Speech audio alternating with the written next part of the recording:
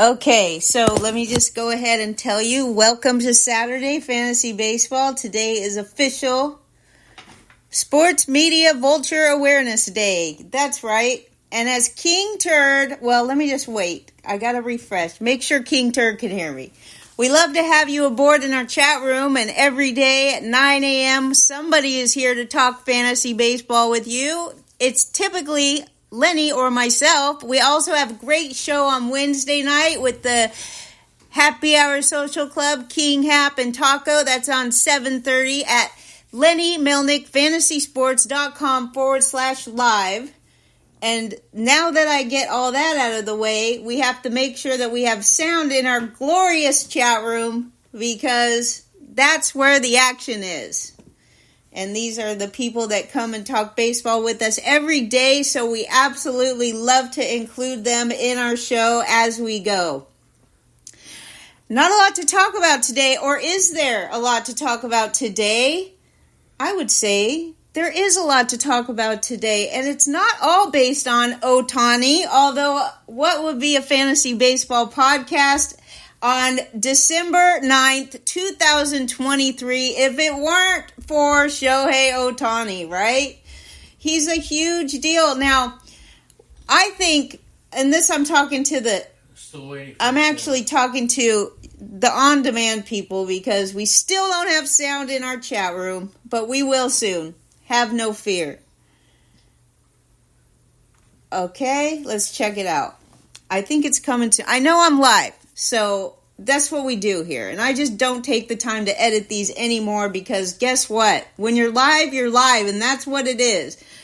But while we wait for the sound to come through, we do have a little sip of coffee and we go through some ads and we talk about this and that. And since we don't really promote anything on this channel, we don't do that. Okay, Chris Northrup is here. I sent a message to her. I hope we get sound soon. This is taking too long today. There we go. Whoop-de-doo. All right, here we go. Sound is good. And we got Lenny telling the chat room that, so I won't have to worry about it. Thank you, Tommy Johnson. Let me go ahead and say hello to all of you in the chat room today. Official Sports Media Vulture Awareness Day.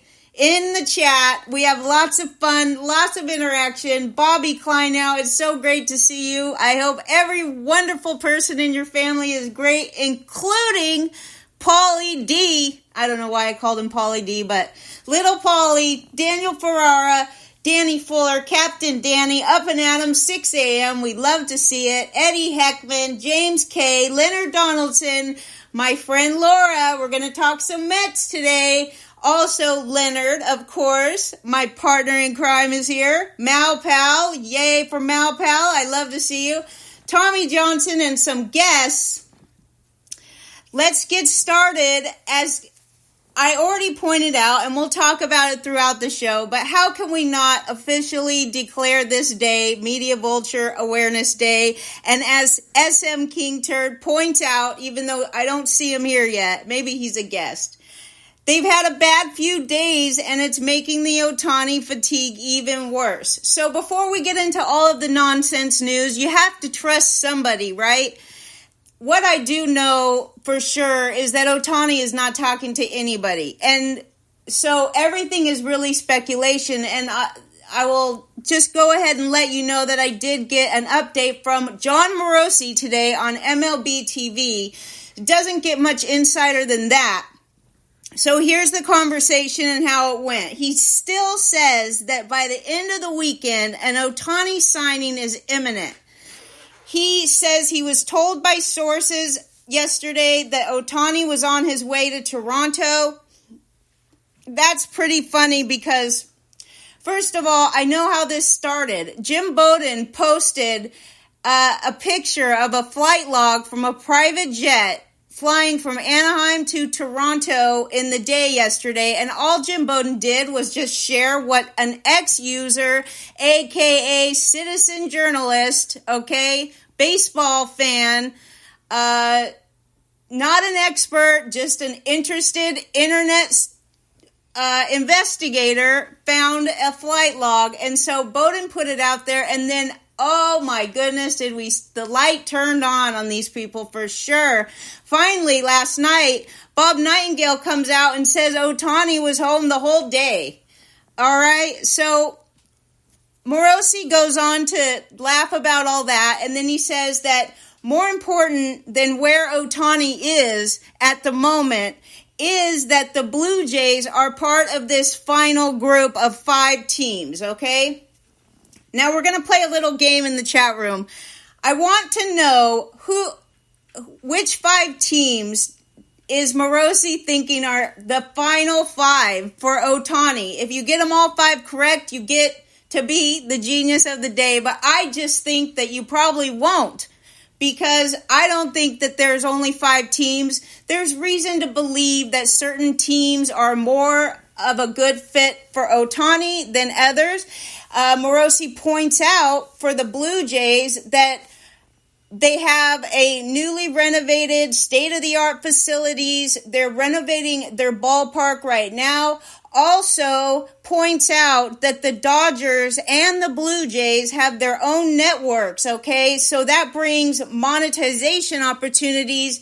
And obviously, you invest a certain amount of money in this TV programming in your own network, and then having Ohtani would absolutely help them to make money with that network. So for sure that's a good reason to point out that the Dodgers and the Blue Jays are the 2 teams with their own networks. All right, we got some guesses here in the chat room, and this is going to be fun. All right, Giants, Dodgers, Cubs, Angels, Jays. Giants, Dodgers, Cubs, yes, those are them. You guys are smarter than me. Bobby Kleinow for the win. Holy moly. The reason that I wanted to play this trivia is because it depends on where you're from, right? Right, Chris, and right, Laura, and right, Danny, that where you're from is going to base your opinion on which team should get Ohtani, right? I mean, we have another guest. I'm not sure who that is, but I did see that Chris Northrup is here, and I can't wait to talk to you about the Yankees. Chris has a great group on Facebook. It's called Gabba Baseball, or what? It's Yankees Gabba maybe. I'm sorry, Chris. Put it in the chat room, but the group is great. It's a bunch of Yankees fans. It's where she posts all of her podcast videos from YouTube, and I like to post in there when I come across great Yankees stuff. So anyway, they talked about today. Now hold on, let me not get sidetracked, because I have some discussion about Montgomery or Yamamoto to the Yankees. We have that later. We also have some Met stuff for you, Laura. But yes, Bobby Kleinow, Bob Morosi says that the Dodgers, John Morosi says that the Dodgers, the Angels, the Giants, the Cubbies, and the Blue Jays are the big 5 teams, and none of these teams have been told that they are out. I'll point out again that the agent has it set up so that a handful of reporters are going to get the news at the same time they make the phone call to the team management, to the guy in charge of the whatever team it is, okay? Baseball operations, president, or whoever it is. The phone call from the agent will go to the team at the same time that they will release the news. So by the time the people in the front office get it, the news, it will already be all over social media. So anyway, Morosi says now he's saying, okay, that it might take some time, because once he decides where he's going to go, there will be contract specifics to work out, and he'll need to pass a medical exam.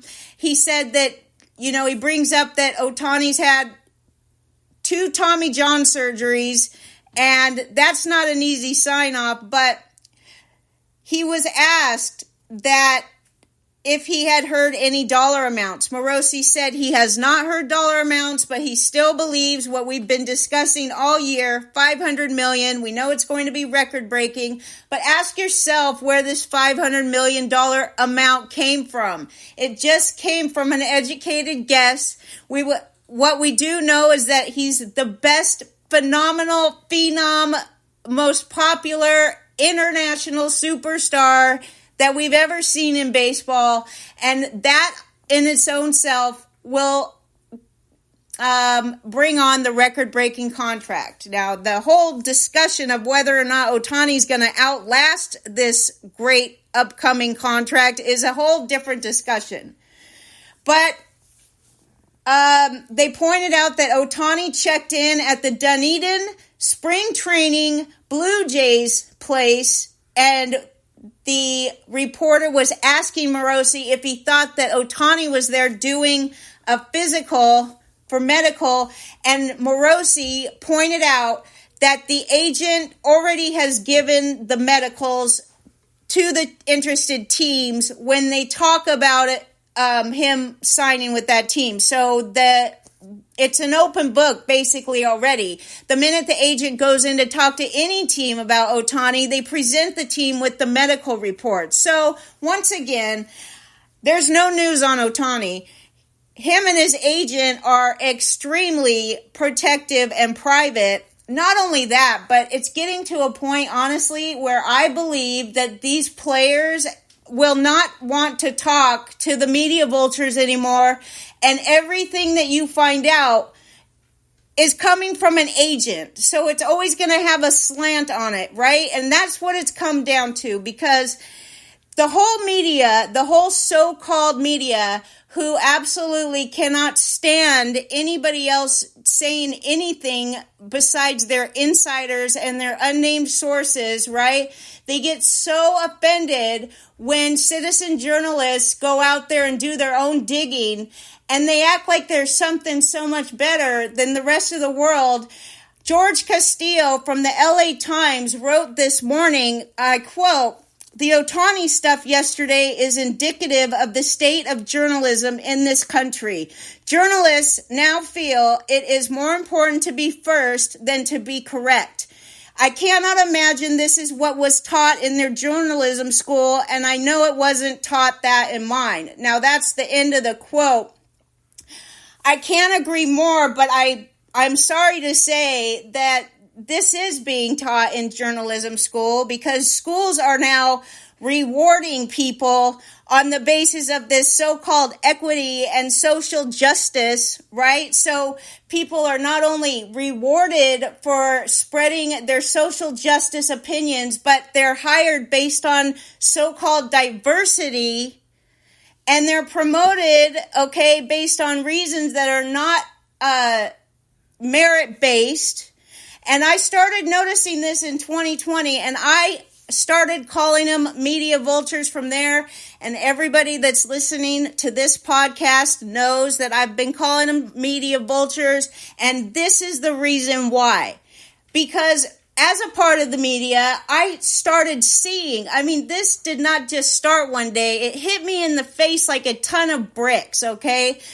They started shaming and canceling and judging and pointing the finger and insulting anybody that did not go along with their narrative about COVID, about vaccines, especially about vaccines. They had no regard for the HIPAA laws, completely acted like the HIPAA laws and a right to medical privacy was not important at all. And I know, because I was on the wrong side of the media vultures outrage, and I honestly saw it firsthand. Adam Layton said it great, and I reposted this on X. There needs to be more accountability in this profession. Reporters should never feel as though there's zero risk and all of the reward, but that's where we are now. And unfortunately, for the state of journalism and sports media in this country, it has turned into it's lazy, and it's like if one very reputable source says something, then every little parrot out there who's paid to parrot just goes ahead and acts like that's what it is because so-and-so said it. But don't forget that as a citizen baseball fan, you can still read and you can decipher what you believe or not. But I will agree with King Turd that the last couple days have been horrible. And that's why today is the official Sports Media Vulture Awareness Day in our chat room. Now, here's a tidbit that's like a little bit off topic, but I thought it was a good one. By Codify Baseball on X, MLB home teams lost 1,164 regular season games, the highest single season total ever. The old record was 1,163, so one less game. They beat it by one game. Anyway, home teams were losing like crazy last year, and they still continued to do it all through the playoffs and the World Series, right? Okay, Pete Alonso, Laura, let's talk a little bit about good old Pete Alonso, who I absolutely love. Now, you know they really liked to spread this idea that Alonso was not a good clubhouse guy because Alonso had the courage to come out and speak against one of these vultures. So they tried to shame him and talk bad about him. But the management of the Mets has come out on TV. In fact, it was part of what I saw this morning. They love Pete Alonso. He's homegrown. Okay, he was born and raised a Mets fan, and contrary to popular vulture belief, he's a great clubhouse guy. He's also a very hard worker, and even though the Mets have not yet discussed contract extension with Pete Alonso, they said he is part of that team, and they will be absolutely talking contract extensions, okay?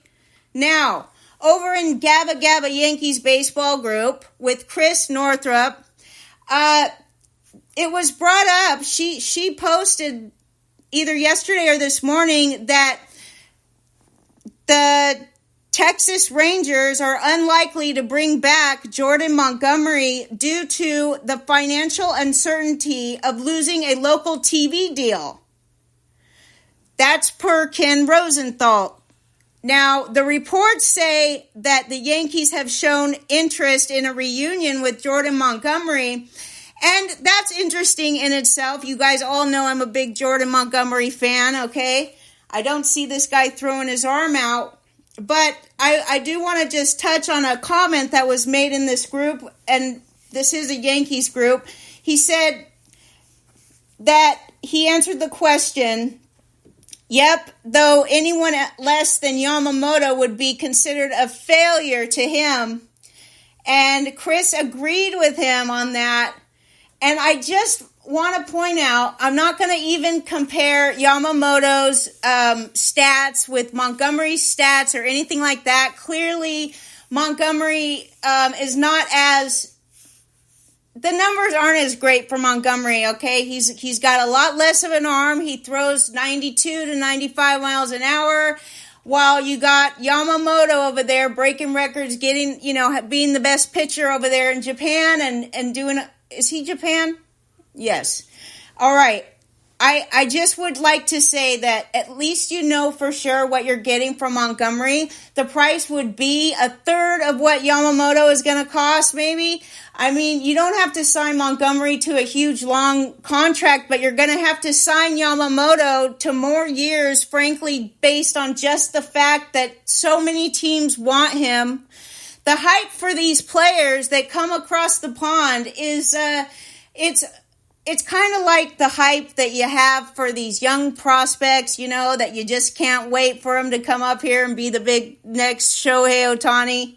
I know, there's nobody going to be Shohei Ohtani. So the media hype on the Ohtani thing, I do like to bag on the media a lot, but I'm also going to chalk this up to the fact that Ohtani is the most exciting thing we've seen in baseball. So, but as far as Yamamoto goes, you're going to have to pay this guy so much more money for an unproven pitcher who's never set foot in an MLB ballpark and certainly has never pitched to MLB hitters like Pete Alonso, for instance.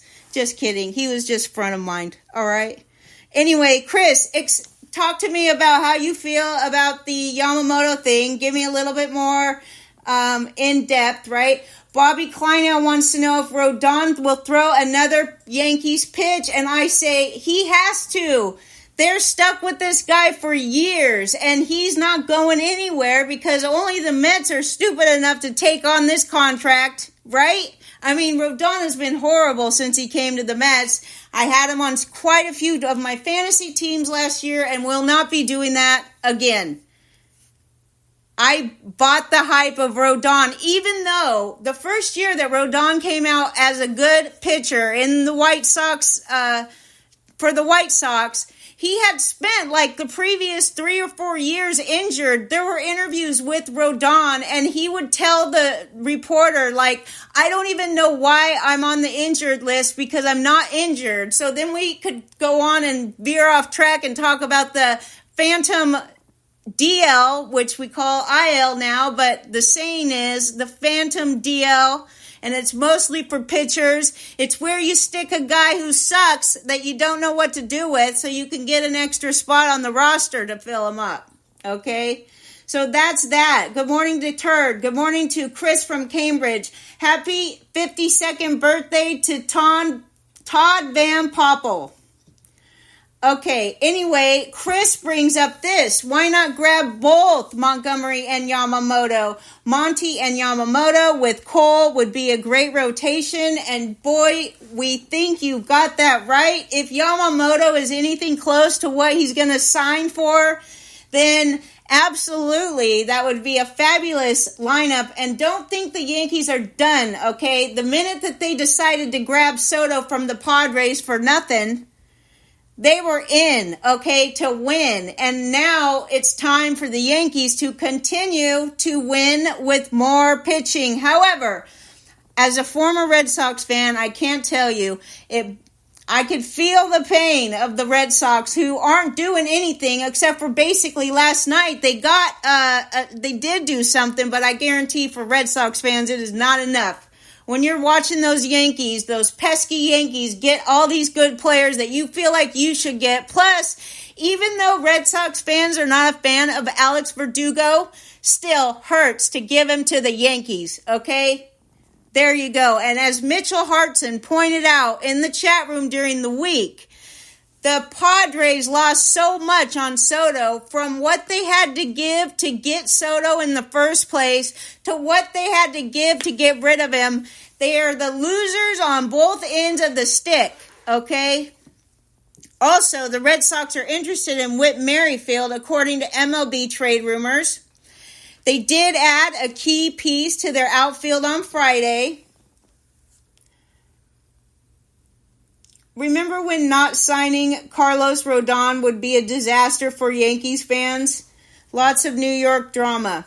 Zelmo's here. Good morning to Zelmo. You might want to go ahead and listen to the beginning again. Today is official Sports Media Vulture Awareness Day. SM King Turd says that he thinks the Dodgers could spend $600 million better than on just Ohtani. And Daniel's talking about Van Poppel in the chat room. Again, Chris from Cambridge tells us whose birthday it is all the time. King Hap. Is King Hap here? Yes, he is. Welcome aboard to King Hap, to Merrill Hartson, to all of you people in the chat room for joining me on a Saturday Fantasy Baseball. We're having a wonderful time over here. So, who did the Red Sox trade to get O'Neill from the Cardinals? They traded 25-year-old Nick Robertson and a minor leaguer, Victor Santos. Now, we know O'Neill had his best year in 2021, and he really, I think fantasy baseballers started to turn their heads towards O'Neill at this point. I did for sure. He hit 286 with a 352 on base percentage, 34 home runs, and 15 stolen bases. He also finished in 8th place in the National League MVP award race. Now, last year, he stunk. Again, he hasn't had a good season since 2021. He's been injured all the time. The Cardinals absolutely have no place for him, or Dylan Carlson for that matter. But still, they had a log-jammed outfield, and Tyler O'Neill will now get an opportunity to play again for the Red Sox. I do think that when a player shows, when they show characteristics like he did in 2021, where he had no trouble getting on base, he had a great batting average, he had tons of power, and still stole 15 bases. That means that it didn't just disappear. Sure, it might never come back because the guy could never stay healthy. But when you see that talent, it doesn't just go away. It may be hampered by age or injury, and I learned this from the great Ron Chandler. So, all right. He's 28 years old now, so he could probably still steal some bases, but the past 2 seasons, he's only appeared in 168 games, and he's batting .229 with 23 home runs and 79 RBI in 2 years. Now, this Robertson character that the Red Sox traded to the Cardinals, he appeared in 18 career MLB games with the Dodgers and the Red Sox, struck out 26 batters in 22 1/3 innings. Last year, he appeared in 9 games for Boston, and he had a 6 ERA in 12 innings. So, not so great, okay? But maybe just to spice up the Cardinals' bullpen, that's what we got him for. And the Red Sox will give O'Neill a chance to play again. Also, the Tyler O'Neill is, I get that his fantasy value has kind of plummeted because his offense has been so bad over the past few years, but Tyler O'Neill has an excellent defensive arm, and he can play all 3 outfield positions, okay? He will also be a great addition to the Red Sox lineup that is lefty heavy, okay? And we know he's got some power. So, there you go. And like I said, his defense and his position flexibility will get him in the lineup in Boston. It did not do so in St. Louis. But just like Verdugo, O'Neill is entering his final year of arbitration, and acquiring him, it leaves the door open for the Red Sox to have this Rafaela, okay? You got Ceddanne Rafaela, okay? He's a youngster. Also, Roman Anthony is one of the team's top prospects, and he should be coming and making his debut in 2025. So, look, Verdugo was projected to make $9 million in arbitration, and O'Neill saves some money because O'Neill is only projected to make $5.5 million in salary next year in arbitrations. So it saves the Red Sox like $3-4 million to put towards another piece on the roster. And I know Red Sox fans are getting a little bit, what's the word? Anxious. That's a good word, Leonard. Thank you. I know the Red Sox fans are getting a little anxious, feeling like, as soon as these top guys go, wait till Ohtani goes, wait till Yamamoto goes, and if you're a Red Sox fan, then you're going to be crying because you're just sick and tired of this crap. Don't worry, the Red Sox are doing something at least, all right? And by the way, Tyler O'Neill is not a bad addition in any way in real baseball. He's definitely excellent in the outfield. The fact that he can play all over, and he's cheaper than Verdugo. The Red Sox fans can forget about their hate towards Verdugo for replacing their beloved Mookie Betts. Eno Saris says that he likes Tyler O'Neill as a player. He thinks he can do well in Boston. He does run fast, he hits the ball hard, and he has a cannon for an arm. The only thing he said, Eno Saris says that Tyler O'Neill told him that he wants to let the ball travel and he keeps pulling fewer fly balls, yes, strikeout percentage might go up, but what if he pulled fly balls? That's from Enos Saris, who's, I got to say, his niche is really in pitching, but he's pretty good otherwise too.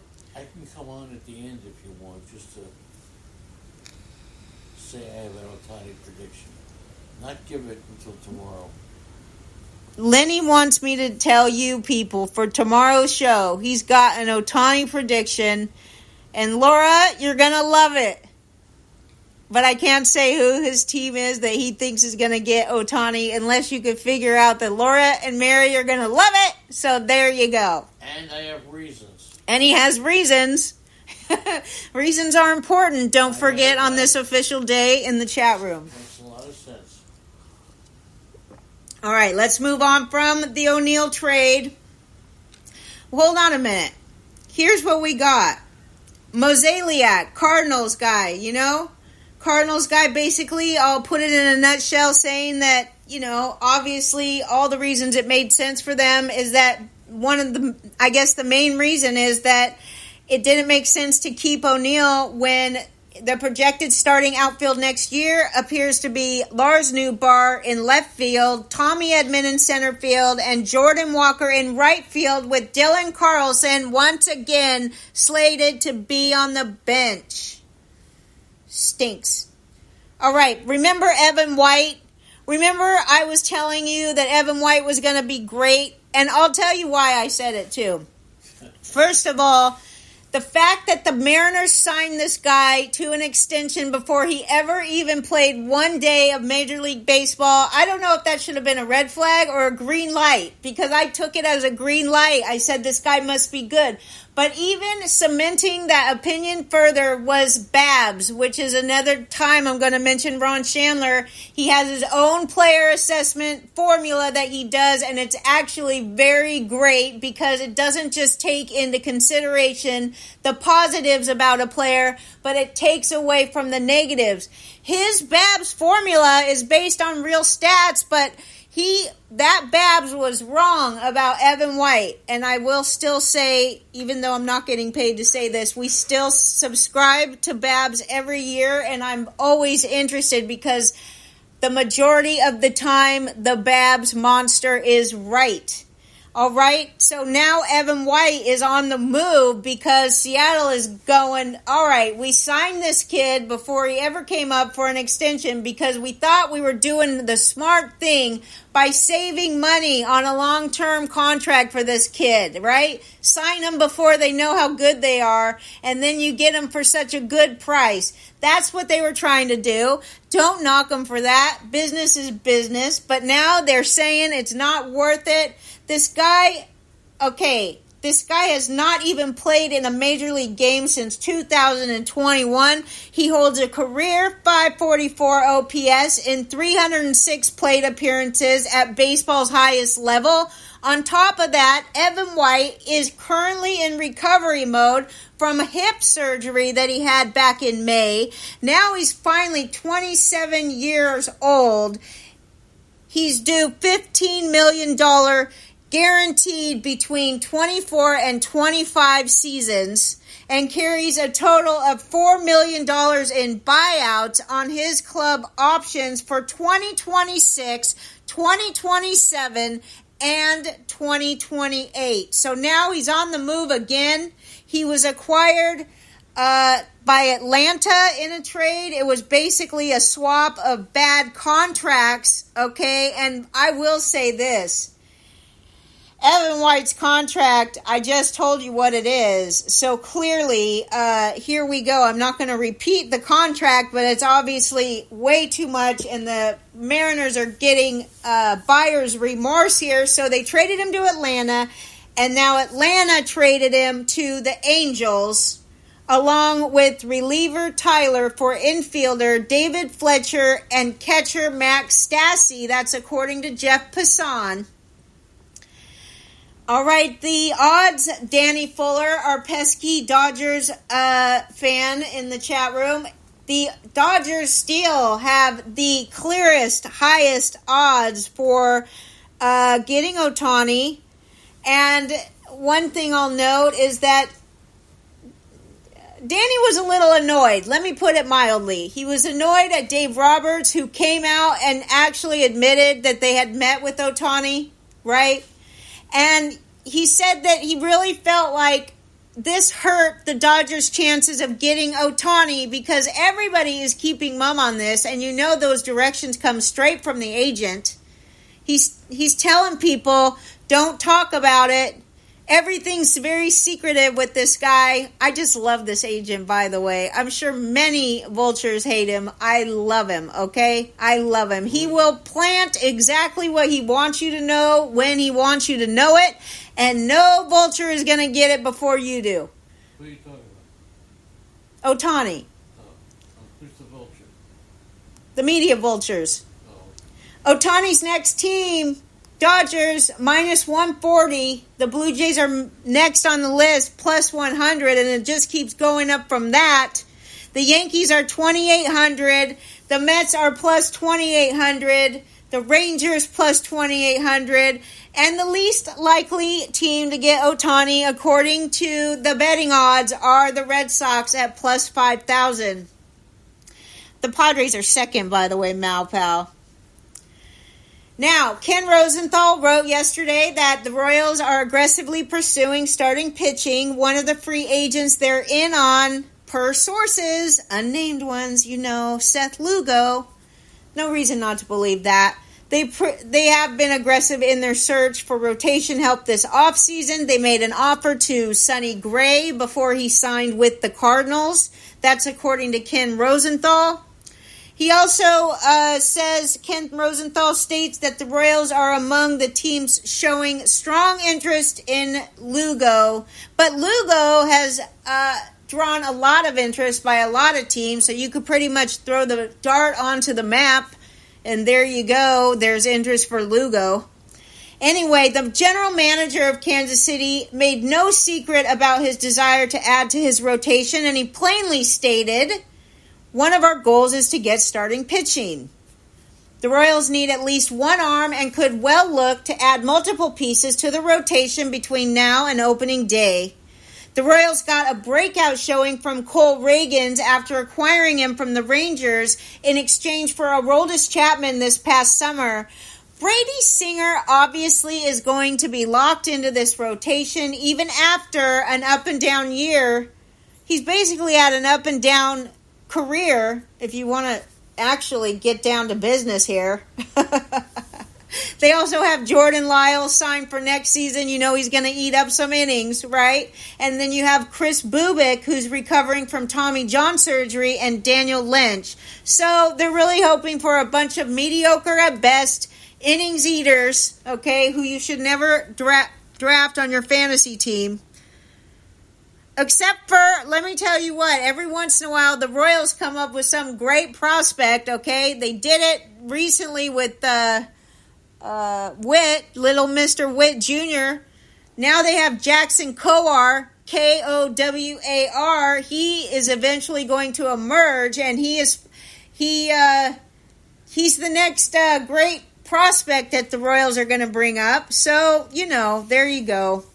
Their development so far has not panned out. You know, they actually, Jackson Kowar, he is part of a group that compromised the nucleus of a 2018 crop of college arms around the Royals hope to build on, but most of them have not panned out.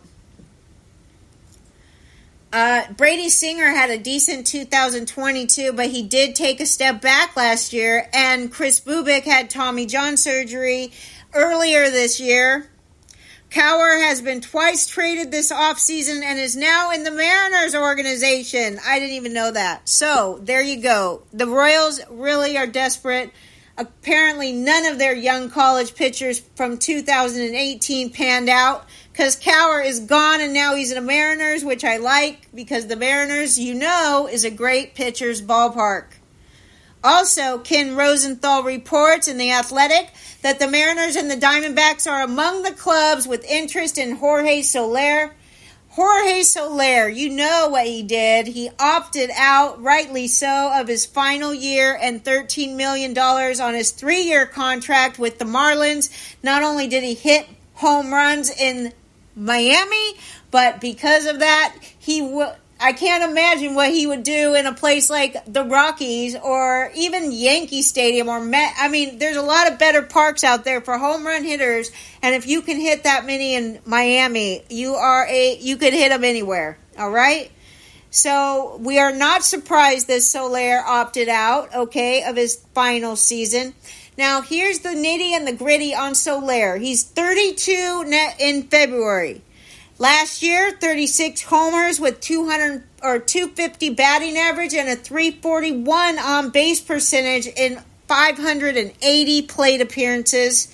His 11.4% walk rate was the second highest of his career and his best since 2016. And let me tell you, if you like Soler in an average league, you're going to really like him in an on-base percentage league.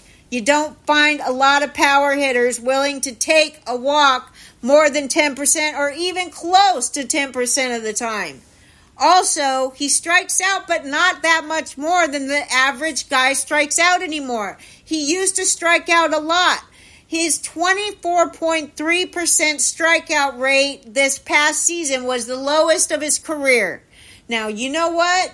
Soler used to be kind of a black eye when you thought about his positives versus his negatives. First of all, in fantasy, it took him a while just to even get a time to play, or an opportunity, I should say, to play every day. Now he's got 580 plate appearances, okay? He's pretty sturdy guy, doesn't get hurt a lot, 580 plate appearances for Soler. I'm telling you what, there were questions about this guy just 2 years ago, but I will say this. I know he's 32 years old, but look, you're not counting on him to run the bases fast. You're counting on the guy to hit the ball with a barrel. Now, speaking of barrels, he had a 91.3 mile per hour exit velocity on average and ranked in the 91st percentile of all MLB hitters in terms of barreled ball rate. You know, barreled ball rate. You can find it at StatCast. I'm just having fun with you guys. Let me see what we got. I'm running out of time. I knew that this podcast was going to go a little bit long today. All right, King Hap, it's official Sports Media Vulture Awareness Day today.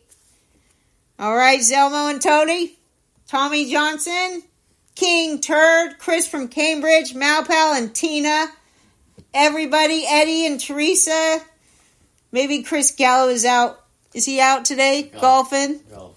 All right, I'll give you a break, Chris and Debbie, but we'll say hi to Captain Danny and Penny, and we thank you, Penny, for all you do. Why sign Soler if Seattle can't? Why sign Soler? Somebody apparently might have said that they think Soler is going to go to Seattle. The response was, why sign Soler if they didn't even keep Teoscar? I'm not sure if that's what you meant. I hope it is. It says, Tommy Johnson, that's why I'm also kind of skeptical about the Soto trade. More often than not, people don't do well in the New York market. There is a lot of pressure.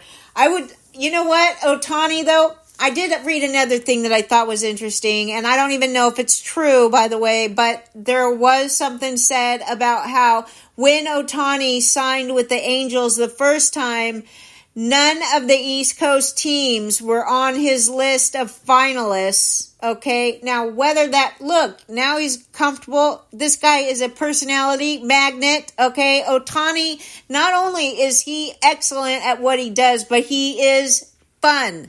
He wears cowboy hats. He dances around. He smiles a lot. He's happy, and it's great to see him. Everybody loves him because of that. So I do think, now for Yamamoto, who knows, I don't know who you're talking about specifically in the chat room, but absolutely the New York media is the toughest. The fans are pretty tough if you're a Yankees guy, if you're a Mets guy, the fans, they could be tough too. There's pockets of them, but for the most part, the Mets fans are much more, willing to accept something less than greatness, all right? That's how I put it.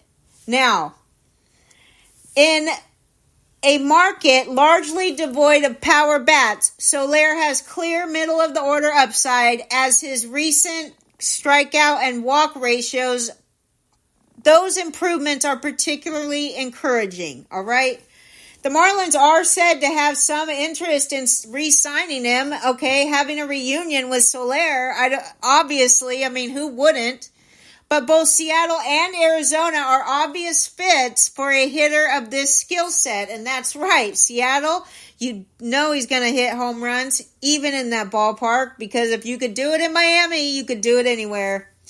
And as pointed out in the chat room, the Mariners opted not to make Teoscar Hernandez a qualifying offer, and they let him walk in free agency. That removed one of their top power bats in the process, and they also, remember, got rid of Eugenio Suarez and his $12 million salary. They shipped him off to the Diamondbacks, okay? So that, this is a salary-motivated deal.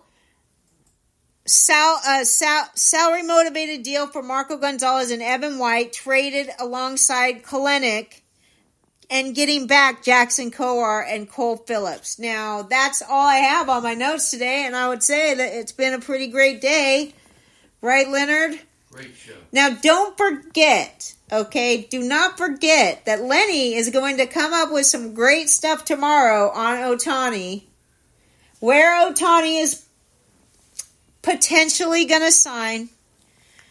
I know there's a lot of talk about Ohtani, and why not, right? He is exciting. He is fun. He deserves every bit of credit that he's getting, except for I would say it's a huge mistake to sign this guy for $500 million, especially when the first year you can't even use him as a pitcher, and then after that you really have to ask yourselves, he's already had 2 Tommy John surgeries now.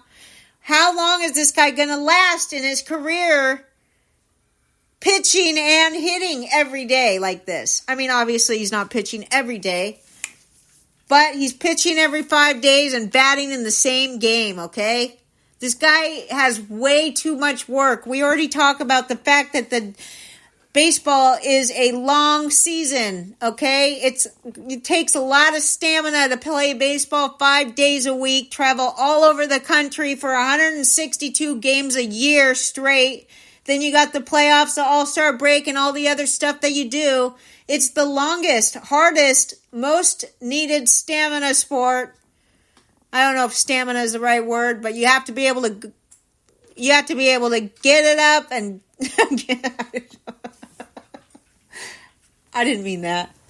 You have to be able to get up and work hard. What are you saying? You never know what I'm going to say next. That's the beauty of Saturday Fantasy Baseball, right? I really appreciate everybody for coming and joining me today. I hope that you will join us tomorrow. It's Lady in the Legend Day, 9 a.m. sharp.